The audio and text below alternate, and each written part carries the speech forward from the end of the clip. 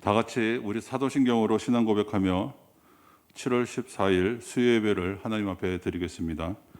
전능하사 천지를 만드신 하나님 아버지를 내가 믿사오며 그 외아들 우리 주 예수 그리스도를 믿사오니 이는 성령으로 잉태하사 동정녀 마리아에게 나시고 본디오 빌라도에게 고난을 받으사 십자가에 못 박혀 죽으시고 장사한 지 사흘 만에 죽은 자 가운데서 다시 살아나시며 하늘에 오르사 전능하신 하나님 우편에 앉아 계시다가 저리로서 산자와 죽은 자를 심판하러 오시리라.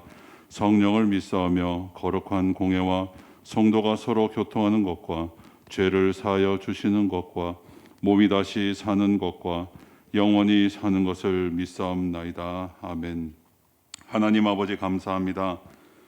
비록 저희들이 코로나로 인하여서 비대면으로 주님 앞에 나아가지만 오늘도 이 시간들을 기억하고 주님 앞에 예배 자리로 저희들을 불러주시니 감사합니다.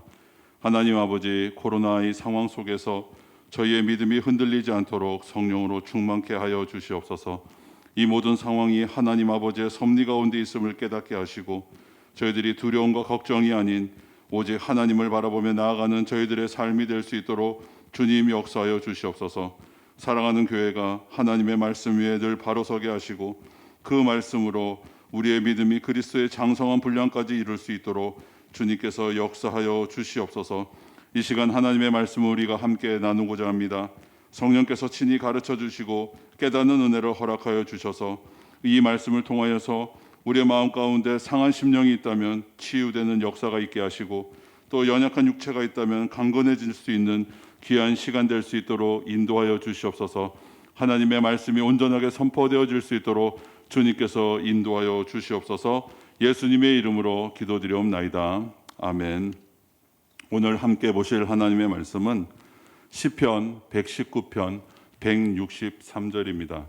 제가 가지고 있는 구약성경 896쪽에 있는 시편 119편 163절 한 절 말씀을 제가 읽어드리도록 하겠습니다. 나는 거짓을 미워하며 싫어하고 주의 율법을 사랑하나이다. 아멘. 저희는 계속해서 이 하이델베르크 요리문답 10계명 부분들을 살펴보고 있는데요. 아마 지금 가정에서 이 온라인으로 예배를 드리신 분들은 교회 홈페이지 자료실에 가면 제가 오늘의 문답을 올려놨습니다. 그것을 함께 보시고 참조하셨으면 좋을 것 같습니다. 오늘 저희들이 함께 살펴보고자 하는 이 9번째 계명은 내 이웃에 대하여 거짓 증거하지 말라라는 내용을 담고 있습니다. 쉽게 말씀드리면 이웃에게 거짓말하지 말라라는 그러한 가르침입니다. 여기서 우리가 이웃을 생각해 보면 십계명이 주어질 때의 정황을 보면 1차적으로는 함께 믿는 주의 백성들일 테고요. 또 넓게 본다면 세상의 모든 사람을 가르치고 있을 것입니다. 오늘 저희가 이웃에 대하여 거짓말하지 말라라는 이 계명의 의미가 무엇인지를 함께 살펴보고 그 은혜를 나누고자 합니다. 우리가 이 계명을 살펴볼 때 한 가지 염두해 두어야 할 사항이 있습니다. 그것은 일반적인 도덕률과 어떻게 다른지를 우리는 좀 알아야 합니다. 하나님이 우리에게 거짓말하지 말라라고 가르치신 것은 일반적인 세상에서 엄마가 아이에게 거짓말하는 것은 나쁜 거야, 또 혹은 속이지 말고 착하게 살아야지라고 하는 것과 다르다라는 것을 우리는 알 필요가 있습니다.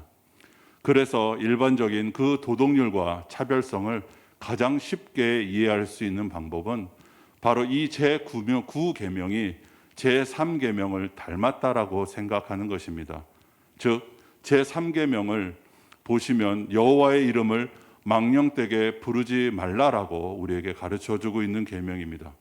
그리고 이것을 요리문답을 해설할 때 제가 이렇게 말씀드린 적이 있습니다. PPT를 함께 띄워주시면 좋을 것 같습니다. 저주나 거짓 맹세, 불필요한 서약으로 하나님의 이름을 욕되게 하거나 잘못 사용하지 않는 것이다 라고 그렇게 말씀드린 적이 있습니다. 또 더 적극적으로 나아가서는 하나님의 거룩한 이름을 두려워하고 존경하는 마음으로 사용하고 우리의 말과 행실에서 그분이 영광을 얻도록 하는 것이다 라고 그렇게 말씀드렸습니다. 간단하게 말씀드리면 제3계명은 말로 여호와의 명예를 가리지 않는 것과 관련된 계명입니다. 그런데 오늘 요리문답 112문답의 답을 보시면 제9계명에서는 이렇게 이야기합니다. 어느 누구에게도 거짓 증언을 하지 않고 다른 사람의 말을 왜곡하지 않고 뒤에서 헐뜯거나 중상하지 않으며 어떤 사람의 말을 들어보지 않고 성급히 정죄하지 않으며 다른 사람이 성급히 정죄하는 데에도 참여하지 않기를 원하십니다라고 이렇게 가르쳐주고 있습니다. 간단하게 말씀드리면 제9계명은 말로 이웃의 명예를 가리지 않는 것과 관련된 계명이다라는 사실입니다. 그래서 사실 이 제9계명은 제3계명을 이웃과 관련해서 적용한 것이다라고 우리는 그렇게 생각할 수도 있습니다. 그리고 우리가 이 사실을 염두에 둔다면 이를 통해서 우리가 얻게 되는 큰 유익이 있습니다. 거짓말하지 말라라는 계명을 단순히 도덕적으로 거짓말을 하지 않는 것으로부터 우리는 벗어날 수 있게 되고요. 더 나아가서는 이웃의 모든 명예까지 확장해서 생각할 때도 이웃에게만 관련된 것으로 생각하는 것에서 우리는 벗어날 수 있다라는 것입니다. 즉 이웃의 명예에 관한 것은 바로 하나님의 명예에 관한 것의 실천 사항이 된다라는 것을 우리는 알게 됩니다. 우리는 하나님의 명예를 드높여야 하는 자들입니다. 하나님은 자신의 형상으로 만든 우리의 이웃에 관련해서 너희는 그들에게도 그렇게 하라라고 말씀하고 계시다라는 사실입니다. 그러므로 신자인 우리는 이웃에 대하여 거짓 증거하지 말라라는 이 계명을 읽을 때 우리는 이웃만 생각해서는 안 된다라는 사실입니다. 우리가 이웃에게 거짓 증거하지 않는 것은 이웃의 명예를 드높이기를 원하시는 하나님의 명예를 생각해서 그렇게 해야 한다라는 것을 우리는 좀 기억해야 할 필요가 있습니다. 따라서 신자인 우리가 믿고 지키는 이 9계명은 9번째 계명은 도덕적인 차원에서 거짓말을 안 하는 것과는 전혀 다른 문제다라는 것을 우리는 발견하게 됩니다. 우리는 그것이 착한 일이기 때문에 거짓말을 안 하는 것도 아니고요.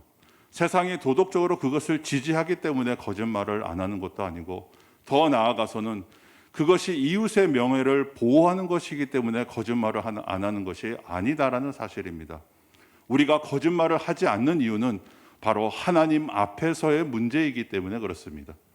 따라서 9번째 계명을 볼 때마다 우리가 생각해야 되는 것은 내 이웃의 명예를 드높이는 것은 나를 위해서나 나의 이웃을 위해서도 아니고 근본적으로 하나님이 그것을 기뻐하시기 때문이다라는 사실을 우리는 좀 기억해야 할 필요가 있습니다. 그러기에 우리가 거짓말이라는 이 요소를 하나님의 성품과 우리가 함께 비교해서 좀 생각해 볼 필요가 있습니다. 제가 이것을 다른 식으로 여러분들에게 물어보면 왜 하나님은 우리가 이웃에게 거짓말하는 것을 싫어하시는가? 왜 하나님은 우리가 거짓으로 이웃을 속이는 것을 싫어하시는가? 이것에 대한 질문이 됩니다. 그리고 그에 대한 대답이 오늘 요리문답에서 잘 가르쳐주고 있습니다. 요리문답을 보시면 이러한 표현이 있습니다. 오히려 하나님의 무서운 진노를 당하지 않기 위해 본질적으로 마귀의 일인 모든 거짓과 속이는 일을 피해야 합니다라고 이렇게 말하고 있습니다. 저 구절을 보시면 하나님이 거짓을 싫어하시는 이유를 바로 우리에게 알려주고 있다라는 사실이죠. 하나님이 왜 거짓을 싫어하실까요? 거짓이 본질적으로는 마귀의 일이기 때문에 그렇습니다. 여기에 마귀의 일이라는 것을 우리가 생각해 볼 필요가 있습니다. 만약에 여러분들은 마귀의 일이 과연 무엇을 의미한다고 생각하고 계십니까? 이 말을 잘 생각해 보면 세상에 근본적으로 하나님의 일이 있고 그 다음에 마귀의 일이 따로 있는 것처럼 우리는 그렇게 생각할 수가 있다는 것이죠. 그런데 과연 그것이 성경적일까요? 그렇지 않습니다. 이렇게 생각하는 것은 오히려 성경적인 사고가 아니다라는 사실입니다. 왜냐하면 이러한 생각은 마귀를 지나치게 높이는 일이 되기 때문에 그렇습니다. 태초의 모든 세계는 하나님이 만드셨습니다. 골로새서 1장 16절에서 이렇게 증언합니다.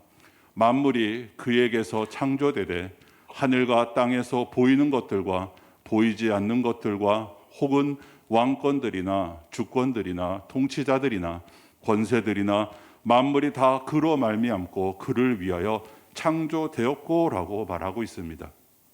그러므로 존재하는 어느 것도 마귀의 소유는 없다라는 사실입니다. 모든 것이 다 하나님의 소유입니다.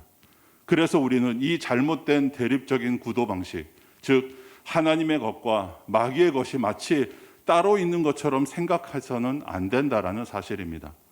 하나님의 것과 마귀의 것이 따로 있지 않습니다. 모든 것이 다 하나님의 것입니다. 우리가 이러한 배경을 가지고 생각해 보면 마귀의 일이라는 것은 바로 하나님을 거역하는 것이다라는 사실을 알게 된다라는 사실이죠. 마귀는 그저 수동적일 뿐입니다. 마귀의 일은 마귀의 존재 영역이 따로 있어서 거기에 존재하는 것이 아니라 하나님을 거역하는 것, 하나님을 싫어하는 것, 하나님을 이탈한 것이 바로 마귀의 일입니다. 마귀의 일이 그저 따로 어떻게 있어서 그것이 이루어지는 것이 아니다라는 사실을 우리는 알 필요가 있습니다. 따라서 우리가 본질적으로 마귀의 일이라는 이 구절을 읽을 때는 하나님을 반역한 것을 말하고 있다라는 사실을 기억해야 될 필요가 있는 것이죠. 그래서 우리가 이 십계명의 해설을 통해서 살펴본다면 하나님의 성품에 반하는 것, 하나님이 싫어하시는 일이 바로 마귀의 일이 된다라는 사실입니다. 그러므로 요리문답이 본질적으로 마귀의 일이라고 할 때 우리는 그 문장 아래에 있는 이것은 하나님이 싫어하시는 일입니다를 함께 읽을 수 있어야 합니다. 한마디로 말하면 이렇게 말씀드릴 수 있습니다. 하나님은 진리를 사랑하십니다. 그래서 하나님은 거짓을 미워하십니다라고 우리는 그렇게 이해할 필요가 있습니다. 오늘 저희들이 함께 살펴봤던 이 시편 119편에는 거짓과 진리인 하나님의 말씀이 정확하게 대비되어서 나옵니다. 이를 통해서 우리는 거짓의 실체가 무엇인지를 알 수 있습니다. 말 그대로 거짓은 하나님의 말씀에 반대되는 것이 바로 거짓입니다. 시편 119편 163절을 보시면 이렇게 말씀하고 있습니다. 내가 거짓을 미워하며 싫어하고 주의 법을 사랑하나이다 라고 말하고 있습니다. 시편 기자는 거짓을 미워하는 것과 진리인 하나님의 말씀을 사랑하는 것을 함께 한 문장 안에 넣어 두었습니다. 그런데 이 문장을 우리가 히브리어 성경에서 찾아보면 아주 재미있는 흥미로운 점을 발견할 수 있습니다. 히브리어 문장에서는 저렇게 두 문장이 연결이 되어질 때는 그 문장을 연결하기 위해서 반드시 접속사를 사용합니다. 그것이 그리고가 되었던 아니면 그러나가 되었던 반드시 거기에는 접속사가 필요하게 되어 있습니다. 그래서 히브리어에서 접속사는 우리말이나 영어보다도 더 많이 들어가 있습니다. 그런데 이 시편 119편 163절을 말씀을 보시면 거기에는 접속사가 없다라는 사실입니다. 분명히 우리말로 보면 내가 거짓을 미워하며 싫어하고 주의 법을 사랑합니다라고 할 때 저기에는 그리고가 들어가 있습니다. 그런데 히브리어 문장을 보시면 거짓을 미워하며 싫어한다라는 말과 주의 법을 사랑한다는 말 사이에 접속사가 없다라는 것이죠. 그냥 내가 거짓을 미워하고 싫어한다, 주의 법을 사랑한다 이렇게만 되어져 있다라는 것이죠. 즉 이것은 더 강렬하게 두 문장이 마치 한 문장인 것처럼 붙어 있게 보여지는 것입니다. 거짓을 미워하는 것 그리고 주의 법을 사랑하는 것은 한 문장으로 되어져 있다는 것을 우리에게 가르쳐주고 있습니다. 이 사실은 우리에게 거짓이 진리인 하나님의 말씀과 얼마나 반대되는 것인지를 우리에게 가르쳐주고 있습니다. 즉 신자가 거짓을 싫어하는 이유는 다른 이유 때문이 아니라 하나님의 성품에 반대되기 때문입니다. 나는 거짓말을 하고 싶은데 하나님이 하지 말라고 하시니까 안 하는 것이 아니라 그것이 하나님이 싫어하는 일이기 때문에 나도 싫은 것이 되어야 한다는 것이죠. 그래서 신자는 진리를 사랑하고 거짓을 미워해야 한다는 사실을 우리에게 가르쳐주고 있습니다. 하나님이 거짓에 대해서 단호하게 심판하신 일이 직접적으로 교회의 역사 안에서 아주 가장 강하게 드러난 사건이 있었습니다. 오순절에 성령 강림이 일어난 이후에 교회는 새 시대를 맞이하게 됩니다. 이에 신약 교회가 본격적으로 출범하게 되죠. 성령의 강한 역사로 온 교회에 있는 모든 사람들이 자신이 가지고 있던 소유를 함께 나누는 가장 이상적인 교회의 모습이 실제 역사 속에 있었는데, 그때 바로 교회 안에 아간의 망령이 나타나게 됩니다. 이 아간의 망령에 대해서 잠깐 말씀을 드리면, 보통 저희가 여호수아서를 읽을 때 나오는 이 아간의 범죄를 그냥 단순히 한 개인의 범죄로만 생각하는 경향이 있습니다. 하지만 아간의 사건도 우리가 구속사적인 역사 안에서 보게 된다면, 아간이 범죄를 저지른 시점이 바로 언제였냐? 아간이 물건을 숨기고 끝까지 거짓말을 하면서 죄를 지었던 그 시점은 바로 하나님이 가나안 땅을 주시기로 약속하시고 그 일을 처음으로 시행하신 때다라는 사실입니다. 여기서 처음으로라는 말이 아주 중요합니다. 이때 처음은 나머지, 그러니까 전체 중요한 대표를 상징하기 때문에 그렇습니다. 여호와께서 친히 싸우셔서 그 땅을 주시겠다라고 하는 그 표가 되는 그 기적을, 바로 여리고성이 무너지는 것을 통해서 그 일들이 일어났습니다. 그런데 그 이후에 아간의 범죄가 나타난 것이죠. 말하자면 아간은 하나님 여호와의 정복 전쟁에, 여호와께서 자기 백성에게 주신 그 약속의 성취에, 그리고 여호와께서 이스라엘과 함께 계셔서 기업을 주시겠다라는 것에 바로 죄를 뿌린 자가 바로 아간이 됩니다. 그러기에 이 아간의 범죄는 단순한 개인의 범죄가 아니라 구속사에서 볼 때 위대한 교회의 승전에 회칠한 사건이 바로 이 아간의 사건이 됩니다. 신약 교회에서도 이 아간이 되살아난 사건이 바로 사도행전 5장에서 기록되어져 있는 아나니아와 삽비라의 사건이 됩니다. 우리가 알고 있듯이 초대교회는 탐욕의 공동체가 아니었습니다. 첫 예루살렘 교회는 모든 헌금이 자발적으로 이루어졌습니다. 땅을 팔아서 교회에 내놓는 일 역시 마찬가지로 전부 다 자발적이었습니다.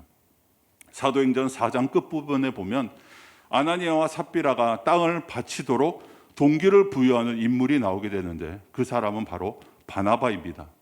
그리고 나서 5장이 시작되는 것이죠. 즉 아나니아와 삽비라의 이야기가 나오게 됩니다.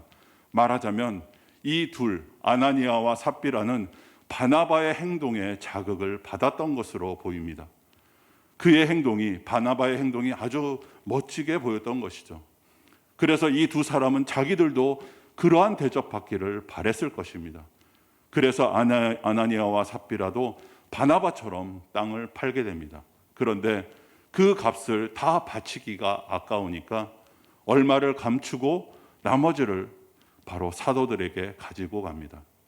베드로는 성령의 능력으로 이 모든 것들을 알고 있었기 때문에 확인했습니다. 8절에서 그 땅 판 값이 이것뿐이냐라고 그렇게 말합니다.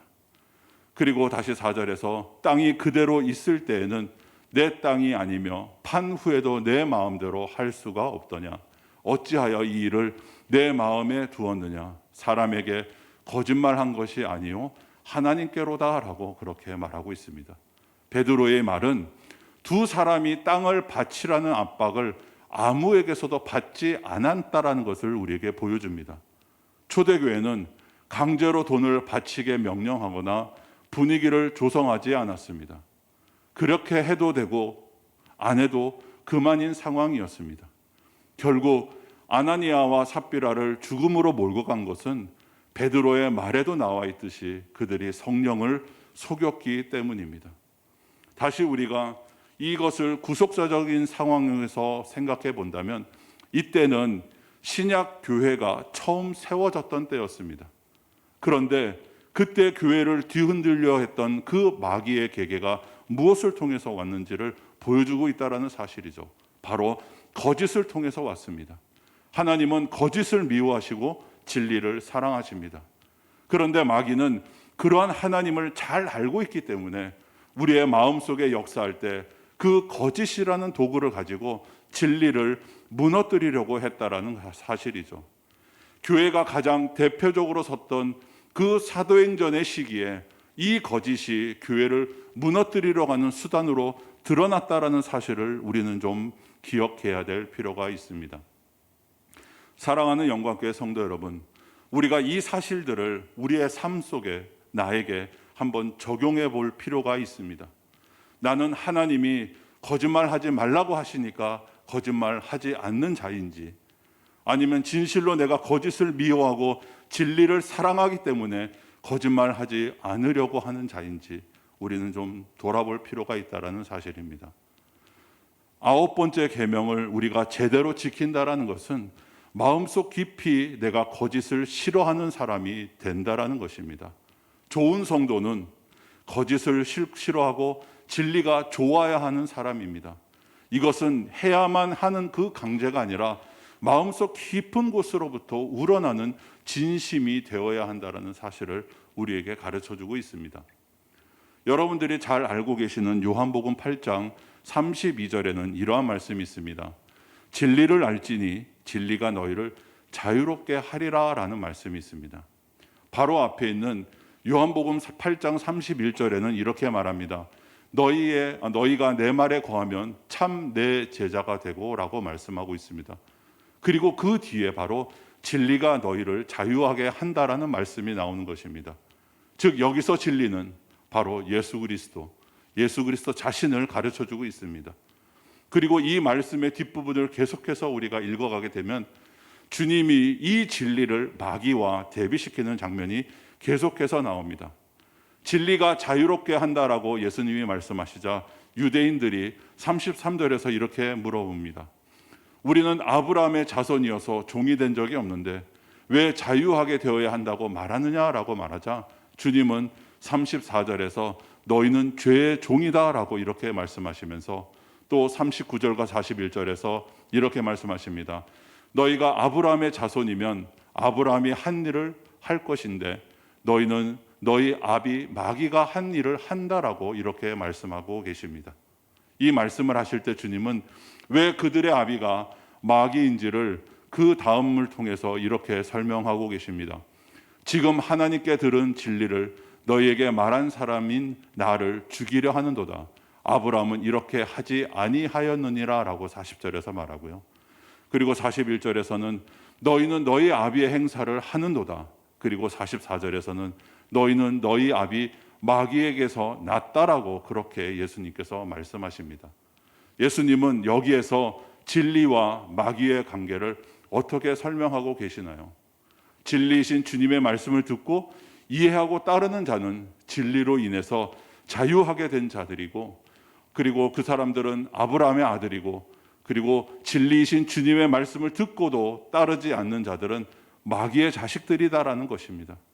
그런데 주님의 그 말씀을 듣고도 따르지 않을 뿐만 아니라 오히려 주님을 죽이려 하니 그들이 반드시 마귀의 자식들이다라고 그렇게 말씀하고 계신 것이죠. 주님의 이 말씀에 진리가 무엇인지 우리에게 분명하게 가르쳐주고 있습니다. 진리는 바로 그 진리이신 그리스도를 통하지 않고서는 알 수도 없고 깨달을 수도 없는 것이 바로 진리인 것입니다. 사랑하는 성도 여러분, 오늘 저희들은 이 거짓에 대해서 배우면서 진리를 사랑해야 된다라고 저는 그렇게 말씀드렸습니다. 어떻게 진리를 사랑할 수 우리가 있을까요? 우리는 어떻게 입으로 거짓말하지 않고 진실을 말하는 사람이 과연 될 수 있을까요? 그 방법은 오직 그리스도께 붙어야 합니다. 우리는 우리의 입으로 진리를 말할 수 있는 존재가 아니다라는 사실입니다. 왜냐하면 우리의 본성은 마귀의 자식이기 때문에 그렇습니다. 진실로 그리스도를 경외하고 그분께 붙어있는 자만이 진실을 말할 수 있고 진리를 추구하는 사람이 될 수 있다는 사실입니다. 그러므로 우리가 오늘 들은 말씀대로 참으로 진실하게 살려면, 내가 진리를 쫓아가며 삶을 살아가면 방법은 오직 하나밖에 없습니다. 바로 진리이신 그리스도 안에 들어가 사는 것, 이것이 우리의 삶이어야 합니다. 기도하겠습니다. 하나님 아버지 감사합니다. 주님께서는 말씀하신 것을 그대로 이루시는 신실한 여호와 하나님이심을 고백합니다. 저희들에게 거짓의 아비인 사탄에게서 진리로 통하여서 저희들을 자유케 하여 주시고 이제는 그 거짓에서 벗어나 여호와의 참된 것을 말하고 그리고 그것을 따라가는 거룩한 백성이 되게 하여 주시니 감사합니다. 하나님 아버지, 저희들이 거짓이 가득한 세상 가운데 저희들을 구원하여 주셨사오니 이러한 은혜를 받는 저희들이 그리스도 안에 거하는 자들이 되게 하여 주시옵시고 우리의 삶을 통해서 진실하고 신실하게 삶을 살아가는 저희 영광의 모든 자녀들이 될 수 있도록 주님 역사하여 주시옵소서. 예수님의 이름으로 기도드리옵나이다. 아멘. 찬송가 358장 우리 함께 찬양 드리겠습니다.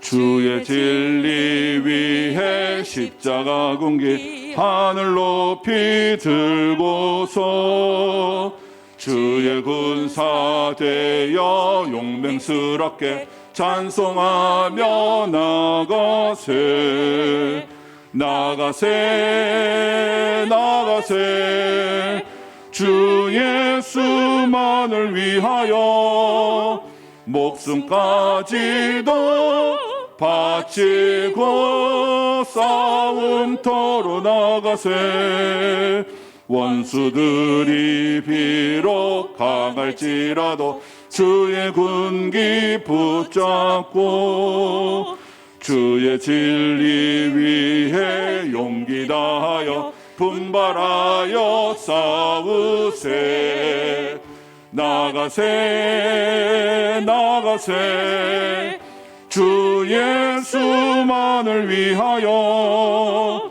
목숨까지도 바치고 싸움터로 나가세 산과 들과 바다 가는 곳마다 주의 군기 날리며 반갑고도 기쁜 승리의 소식 온 세상에 전하세 나가세 나가세 주 예수만을 위하여 목숨까지도 바치고 싸움터로 나가세 원수들은 이미 예수의 손에 하나 없이 패하고 주의 군기만이 영광스럽게